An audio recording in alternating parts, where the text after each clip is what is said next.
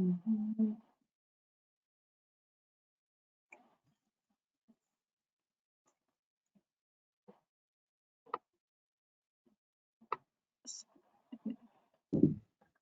Okay, good morning, everyone. It's 9 o'clock, so we'll get started. Welcome to day 4 of the Ontario Invasive Species Forum. Thank you for joining us this morning. This morning's talk is going to be on the e-commerce pathway. We have Erin LeClair here with us from CFIA. Welcome, Erin. Erin is a member of the Invasive Alien Species and Domestic Plant Health Program in the CFIA's Plant Protection Directorate. Her section is involved with the importation and domestic movement of invertebrates, microorganisms, and invasive plants, and the pathways by which they enter Canada. The rapid adoption of e-commerce in Canada has implications on plant protection efforts. This presentation will discuss those challenges as well as the ways that CFIA is attempting to address those challenges. So Erin, I'll pass it over to you to share your presentation. Okay, you should be good to go there. And for everyone in the audience, there will be a question period when Erin's done her presentation. So if you have any questions throughout her talk, you can submit them into the question box in your platform dashboard. So Erin, I will let you take it away from here. Trying to figure out the share screen, just one second. So I think from there you can just go into presentation mode. Okay, let's see, current slide.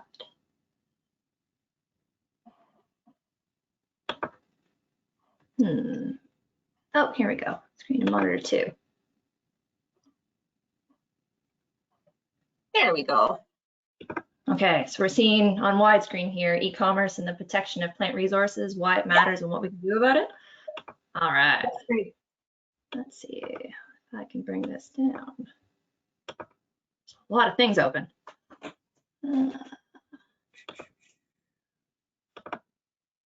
Beautiful. All right. So just to begin with, oh wait, are we seeing with notes or without notes right now?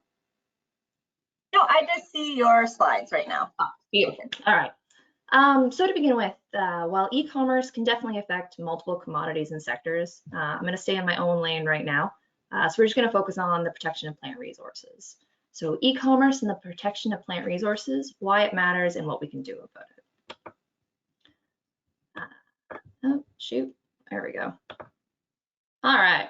So to begin with, what is e-commerce? So e-commerce can be defined as the process of trading products online. And of course, we're not interested in all types of e-commerce. It is the year 2021, and I think we'd be pretty hard pressed to find some type of e-commerce that doesn't work in some way, shape, or form in the digital space. So what we're chiefly concerned about is the type of purchases that we do every day. So when I order something from Amazon, Alibaba, eBay, or Etsy. So these things are coming in, they're small, they're low value shipments, and they're usually coming directly to the consumer. And they can involve the concept of like a buy and a sell, so it can include the transfer of funds, but it doesn't have to. It can also include the concept of trading. So either seed swaps or perhaps one enthusiast sending an organism through the mail or courier system to another enthusiast in a different country or even just across Canada. So what can we say about e-commerce? E-commerce is pretty awesome. E-commerce is convenient, e-commerce is easy. I don't have to leave my house to order things. I can leave my quarantine sweatpants on. You know, the couple keywords, I can find whatever I want. So not only can I find whatever I want, but I can refine those searches based on any factor. It could be cost, it could be how soon it's going to get to my door, the color, the shape, the size, it doesn't really matter. So what e-commerce has gone and done is essentially removed those geographical boundaries that we used to be limited by. And it's really brought to the forefront that concept of consumer purchasing power. So before, if I wanted a new plant species, I was limited to whatever my local garden center had or whatever my Canadian Tire had. Today with e-commerce, I can access goods from all over the world. It has greatly expanded my choice, and it puts us in direct contact with that exporter. So in light of those things, I mean, e-commerce is seeing rapid adoption and a huge economic impact in all sectors and across all commodities. StatsCan has some interesting data based on e-commerce from the start of the pandemic to now, and essentially it's doubled in the use by Canadian stakeholders. And not only is it just those weird things that we used to try to find, but now it's everyday goods. So people are purchasing their groceries, their toilet paper, the cleaning products online. So the concept of it has really become normalized. And I mean, we don't have to look too far to see support. This slide is from one of our Government of Canada web pages, and I think it's the Commissioner of Trade Service. And I do find it lists the top 5 reasons, best reasons to adopt cross-border online shopping. And number 2 and 3 are of particular interest for us. So access to items not available in our home country, and the concept that we can discover new and exciting products. So those 2 reasons to like e-commerce, they also kind of hammer home the risks it could present to Canada. And that concept is new and novel products going directly to consumers. So the big message that we are trying to get out, and I think it's the shift in a thought process, is that in effect, when I'm ordering online, I am becoming an importer. Before, I used to go to my local store, my local Canadian Tire, and I just assumed that that store has already done the legwork to ensure the compliance of those goods. But if I'm purchasing abroad through e-commerce, I am now responsible for complying with those relevant requirements. This is a new realm for many stakeholders, and they may assume that because something is listed online, it's okay to be purchased. And depending on the purchase, that could well be true. But it could also be prohibited in Canada, or there could be conditions for its import. And the same thing goes when it comes to exporters. An exporter is responsible for meeting the importing country's requirements. But with e-commerce, it's easier than ever for an individual to start a business, and they can export items all over the world. This online space has given us all a global platform to connect with whatever consumers we want to find. And exporters may not be familiar with an importing country's requirements. They could provide inaccurate declarations or misidentify organisms, and this can happen both accidentally or deliberately. And both of these factors have resulted in a new concept. So there are now a huge amount of packages entering and exiting the country through the postal and courier streams. So this is challenging our existence, compliance, and enforcement structure found both in Canada and worldwide. Traditionally, our existing system relied on the concept of single large containers coming in and exiting the country. So they could be full of a single product, something like grains or lumber. And usually you were dealing with very knowledgeable importers and exporters. But the shift to these small packages and potentially uninformed importers and exporters, it does increase that concept or that risk that non-compliant shipments are finding their way to consumers in Canada. So what challenges do we have in Canada when it comes to e-commerce? We do have compliance verification challenges on imported shipments, as mentioned, and there are a few reasons for that. So chief among them is that there are high volumes of these small, low-value shipments. They're not containers of a single product. These are containers of small packages of different products. And we're all used to single-day shipping and rapid clearance processes. This has put stress on customs enforcement officials. There is interest in releasing these things quickly, and it's difficult to track things when they're moving around the country at such a rapid rate. We also have limitations in data availability and accuracy because there is so much coming in from such a diverse array of sources. It's very difficult to track these things. And this is further compounded by the fact that we have very low targeting and inspection capacity in Canada. In conversations with the Canadian Border Service Agency, they have the ability to target about 2% of those packages that are coming through the courier and postal streams. So while that 2% does represent a massive amount of goods that they are inspecting, it does only represent a small fraction of what is coming into the country. And these challenges are compounded by a couple factors. So there's the anonymous nature of the online environment. It either as a buyer or as a regulatory agent myself, like it can be very difficult to ascertain where a product originates. There's the concept of fulfillment centers. So a fulfillment center is something that a seller can use. They'll set up a warehouse in a different country so that their goods are already there. So when they ship to Canadian customers, it takes less time. So the URL could indicate that it's a Canadian, so Amazon.ca, that kind of concept, or that's coming from a Canadian postal address, but these goods did not originate here. So it's very difficult to do trace back activities on these objects. It's difficult to ascertain where they've actually come from. And when it comes to the courier and postal streams, we are almost exclusively reliant on exporters accurately declaring their goods. If that customs declaration is not filled out accurately, it's almost impossible to track these goods. And it could be done accidentally or deliberately, but misdeclarations do add a huge amount of difficulty when it comes to e-commerce. We also, I mean, it's a global platform. E-commerce is a global thing. And the CFIA, as Canada's national plant protection organization, we can't target sellers in other countries. We have to rely with that nation's national plant protection organization to work with to target these sellers, or whatever relevant agency applies to it. There's no easy way to influence these sellers. There's no easy way for the CFIA to say, don't send these things here. And there's just the general success of e-commerce as well. It is increasing, it's not going away, and it's become normalized in Canada.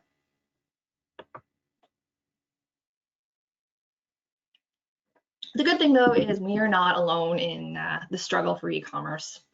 The difficulties in regulating it have been globally recognized, and there are quite a few organizations who are developing initiatives around it. So we have the World Customs Organization, who are working on their cross-border e-commerce framework of standards. We have US Customs and Border Protection, who have their e-commerce strategy. And probably of particular interest to this group would be that the International Plant Protection Convention, or IPPC, they're working on developing an e-commerce guide for plants, plant products, and other regulated articles. The purpose of the guide, it will provide guidance and resources for national plant protection organizations and various e-commerce stakeholders in order to address the issues and the risks of these plant products moving through the e-commerce pathway. From my understanding, the process to write this is expected to commence shortly. And at this point, the various national plant protection organization representatives from different countries have been identified for it. So these are just some of the things you can find online with a quick search. So we have wood products that are untreated with bark. We have assorted wildflower mixes, exotic insects, which are only allowed into Canada under containment conditions. We have live earthworms, and all the way down to our regulated pests of Chinese yam for propagation and giant African land snail. So all of these things you can find easily. It's a quick search, and there's no indication to the buyer that there could be restrictions to Canada. There's no warning from the seller that perhaps the importer needs to meet requirements. You can just put them in your cart and check them out. So here's a few more examples of some of the products of concern for us in the plant protection sphere. So movement of potatoes into the country, live land snails, plants and their propagative parts, live earthworms, live insects, and those decorative wooden items.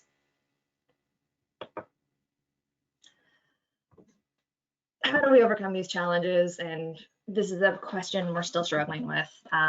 But I think the key thing to keep in mind is that e-commerce is not a new sector. We're really trying to move away from the idea of thinking of it as different than commerce. E-commerce is commerce, and the same plant protection rules we have in place apply. The only thing that has really changed fundamentally is that there's new players in this chain. So we have new international sellers. We have Canadians who are finding themselves as importers for the first time. And arguably, we need to forge a greater relationship with those involved in the business of the postal and the courier streams. But when it comes down to it, we already have existing mechanisms, partnerships, and structures in place. We use these every day to assure compliance for plant protection. And these are equally as applicable to e-commerce, the same as normal commerce. It could be with our relationship with the Canadian Border Service Agency, with other nations' NPPOs, or with those importers and interest groups themselves. So seed associations, gardening enthusiasts, those involved in the pet food trade. And since this goal hasn't changed, this goalpost hasn't moved, we're still concerned about protecting Canada's plant resources. These mechanisms should still work, but the challenge is, how do we enhance them to work for e-commerce?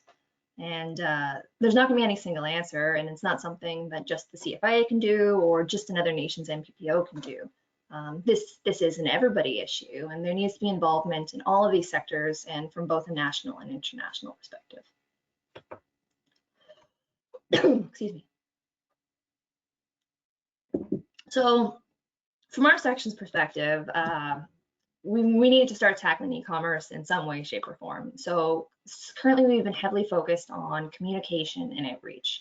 So just letting the people know that the Plant Protection Act that we have in place already, it applies to goods traded online, and there's no distinction between traditional commerce and e-commerce. So we're really focused on the concept that the big thing that has changed is the public is suddenly finding themselves importers. They never were before. They probably didn't know that regulations apply to these goods, and they're unaware that these requirements now apply to them. So a few key messages that we're trying to get out there is you need to be cautious in the online space. Do not assume the legality of the goods that you're seeing, and that there are consequences to not complying with plant protection requirements. Consequences could include your goods are seized at the border. There could be financial implications, or just the concept that you yourself and your own actions can impact plant health in Canada. So as one of our first steps into our communication and outreach, we put up this little web page. So the online buying, selling, and trading of plants and other organisms. So we did this exclusively in the hope that somebody who is typing into Google, they're searching for exotic bugs online in Canada, this could potentially be one of their top Google hits. So this page, it links to our different directives that we have in place. It includes importing guides, discusses the various requirements for importing organisms, exporting them, domestic movement of these organisms around Canada, as well as the different penalties for failure to comply with those requirements. And it does include contact. So if someone doesn't understand how these regulations could apply to them, they can know who to reach out to. And so our e-commerce page was our first effort into outreaching to the public, but we actually need a way to drive more people to the CFIA website. So the CFIA website is not the most entertaining thing. I will be the first to admit that. And it's not likely to be the public's first thought to go check out when they're shopping online. And I would also say that we have a bit of an issue when it comes to our methods of communication. So from the CFIA perspective, we have our website with our information, we have different social media platforms, but these methods are only really effective if the public is actively checking or following these sources. So how do we bring our requirements to the public? So in order to bridge this gap, the CFIA is, I guess it just launched yesterday actually, we are launching a communications campaign for e-commerce. So this campaign includes messaging for all three business lines, be it plant, animal, or food.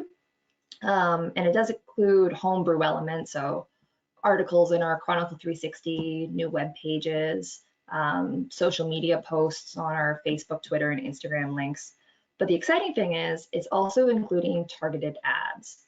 So these ads will pop up on viewers' just general searches. So if they're on Amazon or Facebook or LinkedIn, Reddit, whoever doesn't have an ad blocker should see these things, and they'll be targeted based on the individual's demographics, their interests, their browser history. So these are up right now. So hopefully you'll be seeing some of them soon. And in order to further this message, we're also really relying on our various partnerships we have in place with our different stakeholder groups. So we're hoping that people will spread the message, that they can use their hobby-specific membership lists. I know we've reached out to a couple different seed associations and horticulture groups. So yes, so the more this message that gets out there, hopefully more public will know that these requirements apply to them as well. And yeah, so this was another little pilot that we tried a year or two ago now. Yeah, so we do recognize there are limitations to general outreach efforts.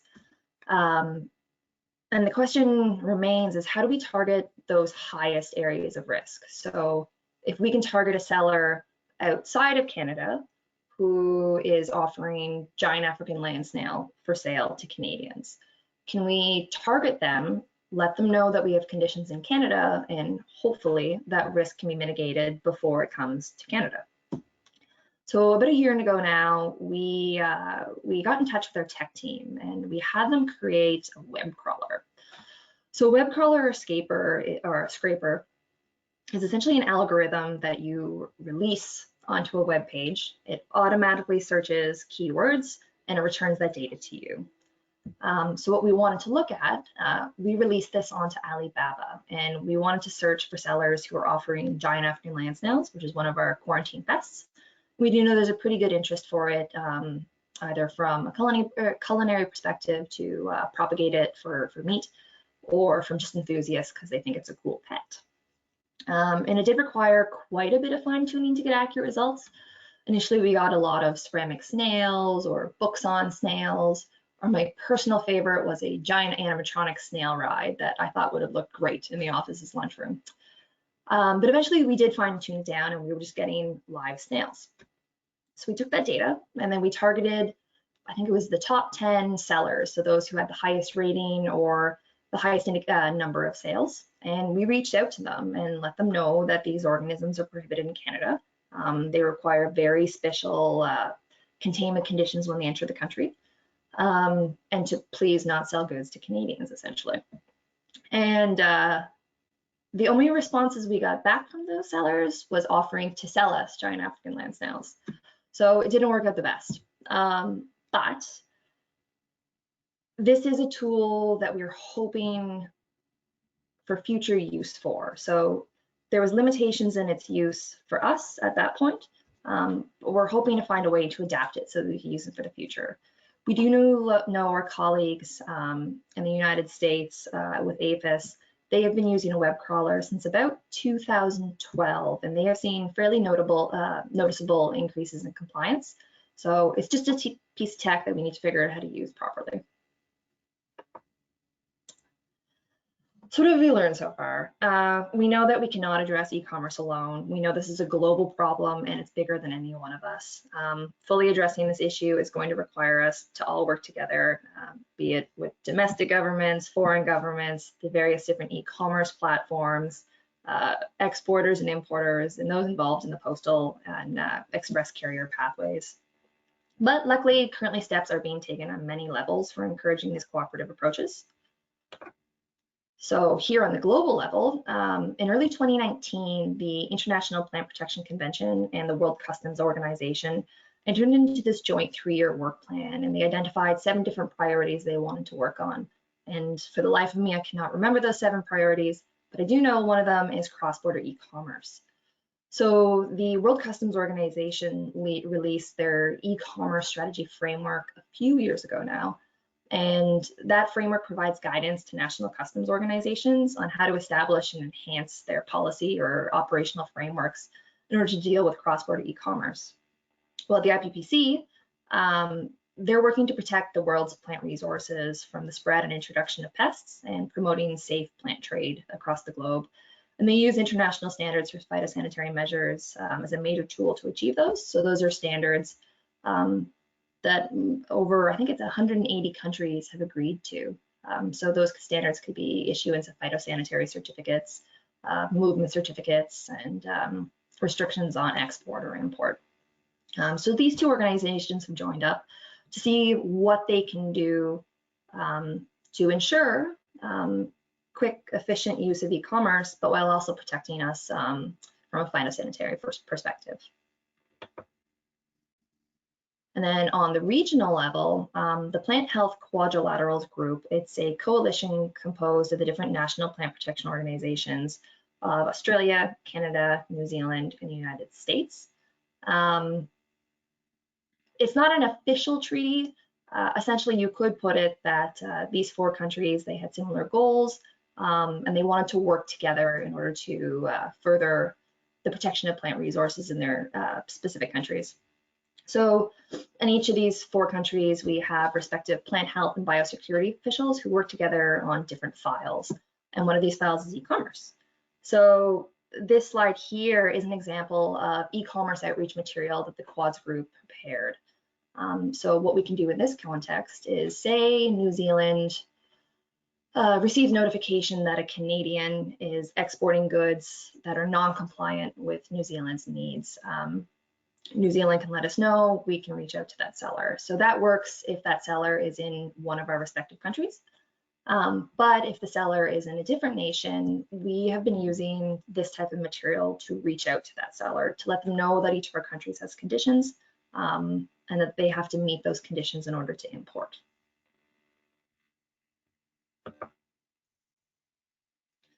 And here at the national level, so the CFIA are working on some different initiatives. Some of them were mentioned earlier.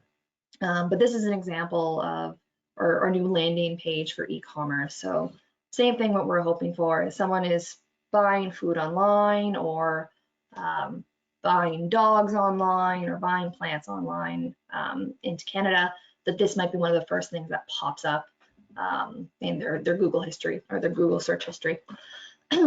And it has different links to the different respective business lines. So we have food fraud, food and safety, puppies and dogs, and plant and stuff is down there. So it'll link to our various directives, or at least links into someone who they can talk to figure out what goods have restrictions and how they can operate in the e-commerce space safely. In addition to this, what we've also been working on lately is we've been reaching out to different e-commerce platform providers. So far we've reached out to Amazon.ca and Kijiji. And we just want to have a conversation with them to figure out how to bring plant protection a little bit more to the forefront. So as a seller, I might receive some information or be notified that there could be restrictions for my product if I'm sending it to different countries. And for a buyer, that information might be on the front page as well. So be it more clear restrictions and prohibitions when they look up for buyer information, or it could be a little line on the bottom of an ad for seeds that perhaps this product has restrictions in Canada. Here's where you can go to check it out. And when it comes for Kijiji, so Kijiji is exclusively a domestic e-commerce platform. So I cannot sell things from the United States onto Kijiji. It has to be from one Canadian to another. So we're working with them to at least get our quarantine pest plants removed from there. So we often see giant African land snail for sale on there, and our operational section in the CFIA will often follow up with that and seize the organisms. But if we can at least get them banned or removed from the web page, then at least perhaps for the general public, they might not think it might be a cool new pet. So we haven't found the silver bullet yet, and there is unlikely to be a one-size-fits-all approach. The main message that e-commerce is commerce. In many ways, preventing the risks of it will involve things we're already doing, be it developing better targeting capacities, strengthening our partnerships internationally and internally, and just creating greater visibility of the importance of plant health in Canada. So thank you very much. And if you have any questions at all, feel free to ask them now, or feel free to reach out to us at the IAS account here. Thank you very much. Thank you so much, Erin. That was wonderful. There are a couple of questions that came in for you. And maybe as we're going through, there will be some more come in. So the first one is from Jessica, and she asked, what is the US doing differently with their web crawling process? And is there anything that can be implemented here? Yeah. So our understanding is that in the United States, what they have managed to do is that they have outsourced their web crawling process. So our section has 2 people working on e-commerce as one of our files, while APHIS has outsourced its web crawler essentially to its own team outside of their agency. So there is a lot more resources working on that. It's a new pilot project. Would it be something the CFIA consider? Perhaps. It's just not on the table at this specific moment. But it's a labor-intensive way of doing things. So while the web crawler is very useful in bringing that information back to us, it's how to effectively reach out to these sellers. From a regulatory perspective, we can't really do anything to them. It has to be a bit of a give and take relationship of talking and explaining the risks. So yeah, so it just remains to be seen. Thank you. Brittany says, what strategies are in place to catch restricted products at the border? Yeah, so that also brings back the concept of how important it is to declare goods. So the concept of things that aren't supposed to be coming in has been happening forever. This precedes e-commerce. It's always been happening, and we've never had the capabilities to inspect every single package that comes through the border. CBSA doesn't have those resources, and we would severely restrict trade if we did such a thing. So we are trying to push the message that declaring a product is incredibly important. And also on the flip side, trying to push the message that if I have ordered something online and it comes in and I ordered seeds and it is declared as beads or jewelry or toys, that is a misdeclaration. So that is against our Plant Protection Act. You're not allowed to do that. So as an e-commerce buyer, you need to trust the seller to a degree. So that would be a reason to doubt what you've necessarily received. We have been hoping, Australia and New Zealand have very strict and very stringent biosecurity measures in place. So things like dogs on sniffer dogs to detect things. They have very good X-ray capabilities. They scan packages and the like. So we're hoping to push those issues in Canada. But right now it's be aware and declare essentially. Okay. So how receptive were the companies? What if you reached out to Amazon or Kijiji? Were they receptive to you discussing that, or? Really were. It was some really nice conversations. So Amazon, we reached out to them maybe a month or two ago now, and they were absolutely delighted. So they have their own compliance and legal section. So we were in discussions with them, and they want to be compliant with Canada or our restrictions and our rules. It looks good on them as a platform. They don't want to be selling non-compliant goods. So they were very receptive. So currently we're in discussions with their tech team essentially to see what can be done on the ads themselves. We are, if you go on Amazon, you go to the top, there's information you can find for the buyers or the sellers. So the concept of what goods are prohibited or how you get your returns and those kinds of things. So we're trying to pull out the plant protection information and either refine it to make sure they can be sent back to the CFIA webpage and just to bring it more to the forefront. So they have been very receptive so far. So it's been a very nice relationship. That's great. Sarah asks, could you use the web crawler idea to identify domestic sellers and charge them? Yep, we haven't, but absolutely. I mean, a web crawler can be adapted for any web page. So this information is a little above my head, I'm not gonna lie. But in conversations with our team is each web page or each platform is going to require a slightly different algorithm. My understanding was that they managed to adapt one from a different group, not in the CFIA, that already focused on AliExpress or the platform AliExpress is based on. So we chose AliExpress as our first one. But there's nothing to be said, it couldn't be adapted for Reddit, Discord, whatever, Twitter. Definitely there could be used for focusing for Canadian sellers. We are asking though, I guess, if people do see Canadian sellers of prohibited goods, if you could report it to your local CFIA office, that would be good. Awesome. Okay, we got another question here. Can an importer or exporter be fined for misdeclarations or selling non-compliant goods in Canada? Yeah, you can be. Not always. I do. It does come back to the concept that I think I have to believe this, but I do believe that most Canadians want to protect Canada's plant protection resources. I do think it's a new situation that we've all found ourselves in. If something is listed online and it seems relatively harmless, like we are talking about seeds for my garden here, I don't think there's malice in purchasing or selling them. I don't think it's associated with that. So we are focusing on the communication and outreach before the hammer. Yeah. For sure. That would probably help just overall in the commerce field anyways, because you still have invasive plants at the grocery store or wherever your plant place is.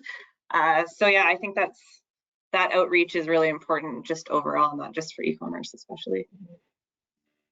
Okay, I feel like as soon as I finish a question, another one comes in. Is it possible through something like USMCA or NAFTA to have a single or limited import clearinghouse that e-commerce items from key target areas come through for joint North American cooperation on screening. Ooh, so I guess they're asking if you can have one place where everything comes in to one place in North America. I feel like that would be a lot. And that is part of the issue.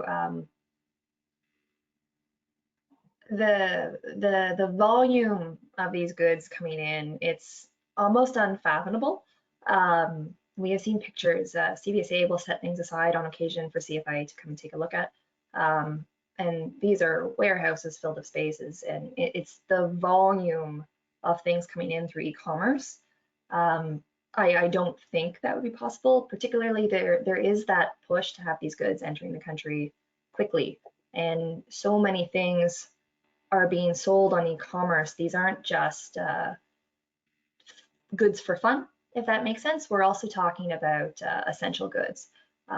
So having a delay on that or on that clearance process, I'm not sure if that would be effective. From a phytosanitary perspective, yes, but I don't think from a customs perspective, no. Yeah. So when you have stuff come in, this is a question for me. When you have stuff come in to Canadian Border Services, do they have trained people through Canadian Border Services, or do they pass everything kind of along to you, or do you have like a liaison person? We do have liaison between the both, and there are trained officers in the CBSA. They know what they're looking for things. If I'm importing something, I'm exporting something, I have to put in my appropriate HS codes. I have to indicate what this good is. So certain goods are referred to CFIA, and we could take a look at those. And other ones are allowed following these conditions. So CBSA can sort through those. Okay, awesome. So that looks like all of the questions that came in. And I had a couple questions, but I think we touched on them already. So yeah, I think that's all. We can probably close off a little bit early and give a bit of buffer time before the next session. So thank you so much for being here this morning, Erin. That was a great presentation and very informative. So thank you very much, everyone. I hope to see you in the next session at 10. Bye. Bye.